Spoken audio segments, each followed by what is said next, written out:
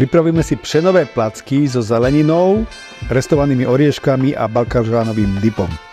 Potrebujeme najskôr si dať upiec baklažán, čiže baklažán niekoľkokrát len napichneme, aby nám nestrelil v rúre, alebo budeme piec na 200 stupňov asi hodinu, alebo podľa veľkosti aspoň 45 minút.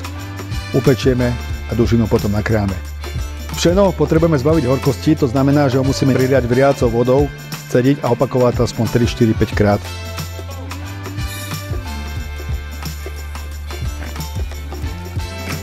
Niekoľko preplachnuté pšeno uvaríme kastroliku na kašu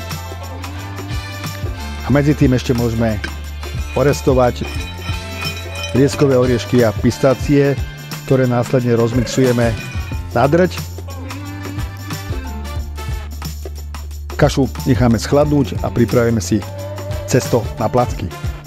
Cesto na pšenové placky, čiže vychladnutá kaša vlastne z uvareného pšena, do ktorej ideme postupne pridávať cibulku, najemno nakrájanú, môže byť šalotka, nadrobno nakrájaná cuketa, nastrúhaná mrkva.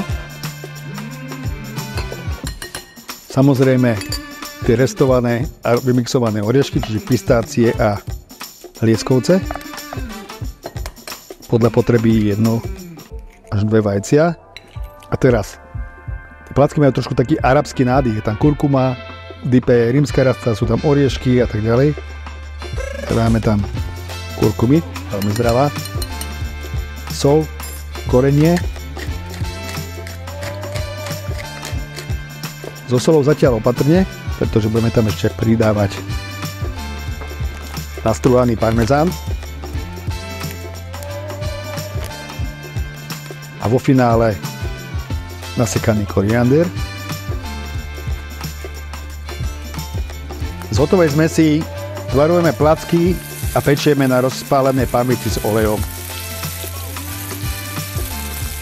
Teraz si pripravíme baklažanový dip. V Španielsku sa dokonca pripravuje ako tapas, čiže to je ten upečený baklažán, tá dužina, ktorú sme napichali. Vlastne teraz potrebujeme tú horúcu dužinu vydlabať a nasekať na jemno.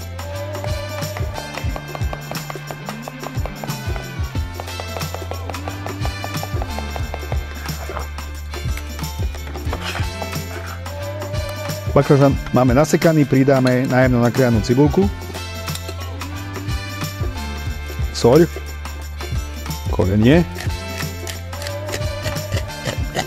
cesnak, rímsku rastcu, olivový olej extra virgin,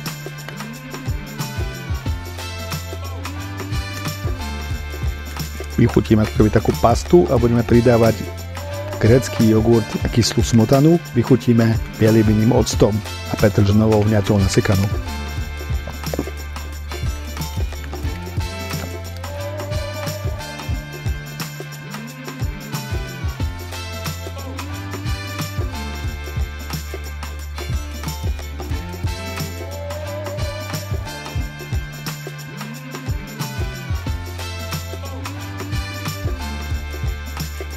Pšenové placky so zeleninou, orieškami a baklažánovým dipom máme hotové. Dobrú chuť.